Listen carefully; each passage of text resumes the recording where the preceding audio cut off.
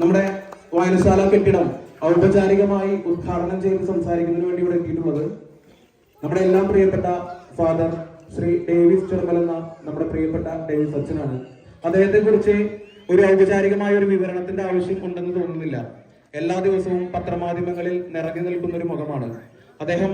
അദ്ദേഹത്തിന്റെ സ്വന്തം ജീവൻ ദാനം നൽകി എന്ന് തന്നെ വേണമെങ്കിൽ പറയാം. സ്വന്തം ശരീരത്തിലെ ഏറ്റവും പ്രധാനപ്പെട്ട ഒരു അവയവമായ കിഡ്നി മറ്റൊരു വ്യക്തിക്ക് വേണ്ടി ദാനം ചെയ്തുകൊണ്ട് മുഴുവൻ സമയവും സാമൂഹിക പ്രവർത്തനത്തിൽ ഏർപ്പെട്ടുകൊണ്ടിരിക്കുന്ന നമ്മളുടെ പ്രിയപ്പെട്ട ഫാദർ ശ്രീ ഡേവിസ് അച്ഛൻ. അദ്ദേഹം ഒരുപാട് തിരക്കുകൾക്കിടയിലാണ്. അദ്ദേഹത്തിന്റെ ഡേറ്റ് ചോദിച്ച് ഞാൻ പോയ സമയത്ത്, അദ്ദേഹത്തിന്റെ ഡയറി എടുത്ത സമയത്ത് ഇന്നത്തെ ഒരു ദിവസം അദ്ദേഹത്തിന് ഒഴിവില്ല. ആ ഡയറി മുഴുവനായിട്ട് ഫില്ല് ചെയ്ത് നിൽക്കുന്ന ഒരു കാര്യമാണ് നമ്മൾ കണ്ടത്. പക്ഷെ ഒരു വായനശാലയുടെ ഒരു കാര്യമാണ്, അല്ലെങ്കിൽ ഒരു ഗ്രാമത്തിന്റെ മുഴുവൻ ഒരു കൂട്ടായ്മയുടെ ഒരു വിജയത്തിന്റെ കാര്യമാണെന്ന് പറഞ്ഞപ്പോൾ അച്ഛന്റെ ഒരു അരമണിക്കൂർ സമയം നമ്മൾക്ക് വേണ്ടി മാറ്റിവെക്കുകയാണ് ചെയ്തത്. മുഴുവൻ കാര്യപരിപാടികളും മാറ്റിവെച്ചുകൊണ്ടാണ് നമ്മുടെ പ്രിയപ്പെട്ട ഫാദർ ശ്രീ ഡേവിസ് ചെറുമൽ എന്ന ശ്രീ ഡേവിസ് അച്ഛനോട് എത്തിയിട്ടുള്ളത്. അച്ഛനെ എങ്ങനെ സ്വാഗതം ചെയ്യണമെന്ന് എനിക്കറിയില്ല. കുറുമാൽ യുവജന വായനശാലയുടെ പേരിൽ ഞാൻ ഹൃദയപൂർവ്വം, പ്രത്യേകിച്ച് എല്ലാവരുടെയും പേരിൽ ഫാദർ ഡേവിസ് ചെറുമൽ എന്ന പ്രിയപ്പെട്ട അച്ഛനെ ഈ വേദിയിലേക്ക് സ്വാഗതം ചെയ്യുന്നു. എനിക്കറിയില്ല, എന്തോ ഭാഗ്യത്തിന് റോഡിലൊന്നും ആൾക്കാരില്ലാത്ത കാരണം വേഗം പോകാൻ പറ്റി. തിരിച്ച് ഞാൻ വന്നിട്ടുള്ളൂ. ഇന്ന് മാസാദ്യ വെള്ളിയാഴ്ചയാണ്. അപ്പൊ അതുകൊണ്ട് പള്ളിയിൽ 7 മണിക്ക് അവിടെ ആൾക്കാർ വരും, ആരാധനയൊക്കെ ഉണ്ട്. അപ്പൊ ഓടിയെത്തണം. അതിനിടയിലുള്ളൊരു സമയത്താണ് നിങ്ങളുടെ ഈ വേലൂർ ഈ വായനശാലയുടെ ഈ കെട്ടിടത്തിന്റെ ഉദ്ഘാടന വേദിയിൽ എത്താൻ സാധിച്ചത്. നിങ്ങൾക്ക് എല്ലാവർക്കും സമ്പൽ സമൃദ്ധമായ ഐശ്വര്യപൂർണമായ ആനന്ദവും സന്തോഷം നൽകുന്ന ജീവിതം നൽകുന്ന ഒരു ഓണം എല്ലാവർക്കും ഞാൻ ആശംസിക്കുകയാണ്. നിങ്ങൾക്ക് എല്ലാവർക്കും നല്ലത് സംഭവിക്കട്ടെ. ഓണത്തിന്റെ ഓർമ്മകൾ എന്ന് പറഞ്ഞാൽ മനുഷ്യരുടെ ഒരു സ്വപ്നമാണ്. എല്ലാവരും തല്ലൂടാത്ത സ്ഥലം ഉണ്ടാവുക, രണ്ടിടും തല്ലല്ലേ, വഴക്കല്ലേ, വീട്ടിലടക്കാം. അപ്പനും അമ്മയും മക്കളും ഭർത്താവും മരുവോളും അമ്മായിയും തമ്മിൽ ഇപ്പൊ ഇത്ര വല്ല കുഴപ്പമില്ലെന്ന് തോന്നുന്നില്ലേ? അല്ല, അങ്ങനെ തോന്നുന്നുണ്ട്.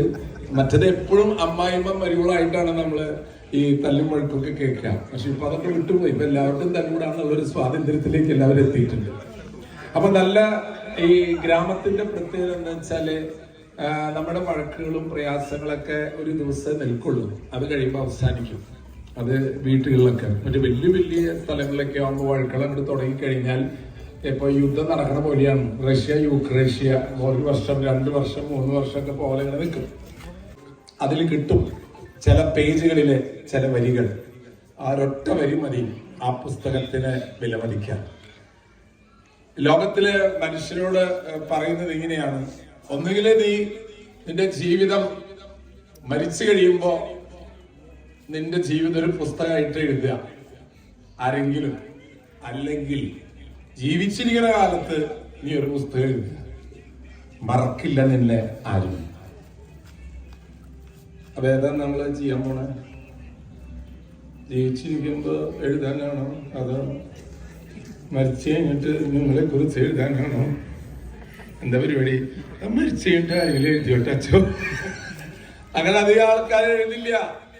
നമ്മൾ ജീവിച്ചിരിക്കുമ്പോ ഈ വായനശാലയില് എനിക്ക് ഈ ഉദ്ഘാടന വേദിയിൽ പറയാനുള്ളത്, നിങ്ങളുടെ നാട്ടിലെ ആരുടെയെങ്കിലും ഒരു പുസ്തകം ഈ വായനശാലയിൽ വരണം.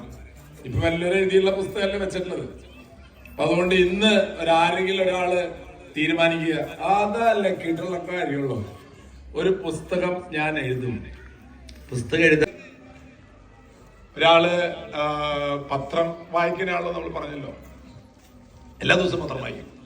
ഒരാൾ ഒരു പത്രത്തിലൊരു വാർത്ത വന്നു, അത് വായിച്ചു കഴിഞ്ഞപ്പോൾ ആൾക്ക് മനസ്സിലായത് അത് ഒരു വലിയ ഫീച്ചറാ. ഒരു ഞായറാഴ്ചകൾ ഇങ്ങനെ കണ്ടിന്യൂസ്. അതെന്താണെന്ന് വെച്ച് കഴിഞ്ഞാല് മദ്യപാനത്തിന്റെ ദൂഷ്യവശങ്ങളെ കുറിച്ചുള്ള ഫീച്ചറാണ്. അതിൽപ്പെട്ട ആൾക്കാരൊന്നും ഇവിടെ ഇല്ലല്ലോ. അപ്പോ ഈ ഫീച്ചർ ഇങ്ങനെ ഇയാളെല്ലാം ഞായറാഴ്ച. നിങ്ങൾ ചിരിക്കുമ്പോ എനിക്കൊരു സംശയം തോന്നുന്നുണ്ട്. നിങ്ങൾ ചിരിക്കാണ്ട് പറയണതൊക്കെ. അപ്പൊ ഈ ഫീച്ചർ ഇങ്ങനെ വായിച്ച് ഒരു ദിവസം അവന്റെ കൂട്ടുകാരൻ വിളിച്ചിട്ടാ, ഞാനാ ഫീച്ചർ വായിച്ചപ്പോഴാണ് മദ്യപാനം അതിന്റെ എന്തെല്ലാം കാര്യങ്ങൾ എഴുതി നിർത്തി. ഞാൻ കണ്ട ഒരു പത്രം വായിച്ചിട്ട് പോലെ അദ്ദേഹത്തിന് വന്ന മാറ്റം കണ്ട. അപ്പോൾ അയാൾ ചോദിച്ചു, ശരിക്കും? ഞാൻ നിർത്തി. അപ്പൊ ഇത് ഭയങ്കര കാര്യട്ടോ. അത് പത്രത്തിനടക്കം ഇത്ര അധികം കഴിവുണ്ടെന്നുള്ള കാര്യം അറിഞ്ഞില്ല. ഏത് പത്രം വായിച്ച് ഒരു ഫീച്ചർ വന്നത് വായിച്ച് എന്താണ് തൊട്ടാവാടി അറിയില്ല. എന്താണ് കുറുന്തോട്ടി? മാങ്ങ പൊട്ടിക്കണത് കുറുന്തോട്ടിയാണ്.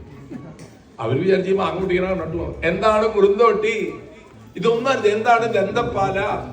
ഇതൊക്കെ നമ്മളൊരു പുസ്തകമാകണം പ്രിയമുള്ള. ഈ ലൈബ്രറിയുടെ ഉദ്ഘാടന വേദിയിൽ എനിക്ക് നിങ്ങളോട് പറയാനുള്ളത്, നിങ്ങളൊരു പുസ്തകമാകണം. നിങ്ങൾ നിങ്ങളുടെ മക്കൾക്ക് ഒരു തുറന്ന പുസ്തകമാകണം. നിങ്ങൾ ഒന്നും കൊടുക്കാൻ പാടില്ലെന്ന് പറഞ്ഞു. ഭാര്യയ്ക്ക് എല്ലാം കൊടുക്കണം എന്ന് പറഞ്ഞിട്ടില്ല. എന്താ നിങ്ങളെല്ലാം, അതായത് അച്ഛനെ കൊല്ലണം.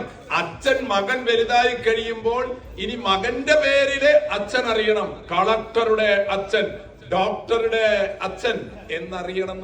കണ്ടോ? രണ്ടാമത്തെ എന്താണ്?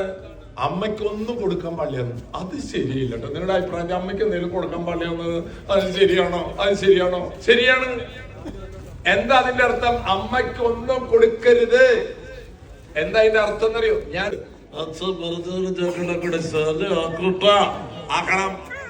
നിങ്ങൾ ഒരാള് ഈ ഗ്രാമത്തിൽ നിന്ന് ഒരു പുസ്തകം എഴുതണം.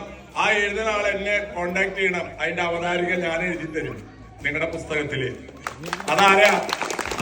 കയ്യടിക്കാൻ ആരാന്ന് ആരുമില്ല.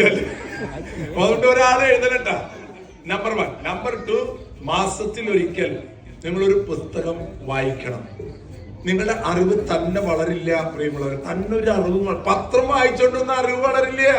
അറിവുണ്ടാകാം, പക്ഷെ ജ്ഞാനം ഉണ്ടാകണം. എത്രയോ മനുഷ്യ ഒരു പുസ്തകം എഴുതാൻ ഒരു സമയം എടുക്കുന്നറിയ നിങ്ങൾക്ക്? എത്ര കാലം കഴിഞ്ഞിട്ടാണ് ഒരു മനുഷ്യൻ എത്ര ത്യാഗം സഹിച്ചിട്ടാണ് ഇരുന്ന് ആലോചിച്ച് എത്ര ഓരോ പുസ്തകത്തിന്റെ പിന്നിൽ ഒരു വലിയൊരു ലോകമുണ്ട്. അപ്പൊ അതുകൊണ്ട് പുസ്തക വായന എന്ന് പറയുന്നത് എത്രയോ പുസ്തകങ്ങള്. ഞാൻ ഇന്ന് ഈ കമ്മീഷണർ വീട്ടിൽ പോയി എന്ന് പറഞ്ഞല്ലോ. കസ്റ്റംസ് കമ്മീഷണർ, കേരള ലക്ഷദ്വീപിന്റെ കസ്റ്റംസ് കമ്മീഷണറാണ്. അദ്ദേഹത്തിന്റെ വീട്ടിൽ ചെന്നിട്ട് ഇന്ന് അവിടെയാണ് ഞാൻ ഊണ് കഴിച്ചത്. അവിടെ ചെന്നപ്പോ ഇരിക്കണ കസേരയുടെ നടുവിൽ ടീ പോയി ഉണ്ടല്ല, ഈ ടീ പോയിമ നിറച്ച് പുസ്തകം അടക്കി വെച്ചിരിക്കുക. എന്താണെന്ന് അറിയില്ല കേട്ടോ. ഞാൻ ഈ വായനശാല പറയുന്ന മുമ്പ് അപ്പൊ ഞാൻ ഇത് എന്തത് പുസ്തകങ്ങൾ ഞങ്ങള് സമയങ്ങൾ കുറെ കളയുമ്പോ എന്തെല്ലാം കാര്യാണ്ട് ഈ നാട്ടിലെ എല്ലാ മനുഷ്യരുടെയും സങ്കടങ്ങളും സന്തോഷങ്ങളും പങ്കിടുന്ന, പണ്ട് ഗാന്ധിജി പറഞ്ഞതുപോലെ ഇന്ത്യയുടെ ആത്മാവ് ഗ്രാമങ്ങളിലാണ്. ഇവിടെ കള്ളം പറഞ്ഞാലും നമ്മളത് തുറന്നു പറയും. കള്ളനട്ട പറഞ്ഞിട്ട എന്ന് പറയും. അങ്ങനെയുള്ള കള്ളമില്ല, പൊളിയില്ല, ചതിയില്ല, കള്ള പറയില്ല, കള്ള നാഴിയില്ല, ഒന്നുമില്ല. ഒക്കെ ഉള്ളതെല്ലാം പൊന്നോണം എന്ന് പറയുമ്പോൾ മനുഷ്യരെല്ലാവരും ഒന്നുപോലെ ആ ചൈതന്യത്തിലേക്ക് വളരാൻ സാധിക്കട്ടെ. ഈ വായനശാലയ്ക്ക് അതിനുള്ള ഊർജവും കരുത്തും പകരാൻ ഈ നാട്ടിൽ എല്ലാവരും ഒത്തുകൂടിയുള്ള സന്തോഷം പങ്കുവെച്ചുകൊണ്ട് ഈ മുകളിൽ നിങ്ങൾ പണിത് നിർത്തിയിട്ടുള്ള വായനശാലയുടെ കെട്ടിടം നിങ്ങൾ എല്ലാവരുടെ അനുവാദത്തോട് ഉദ്ഘാടനം ചെയ്താൽ പ്രഖ്യാപിക്കുന്നു. നന്ദി, നമസ്കാരം. ഔപചാരികമായി ഉദ്ഘാടനം നിർവഹിക്കുന്നതിന്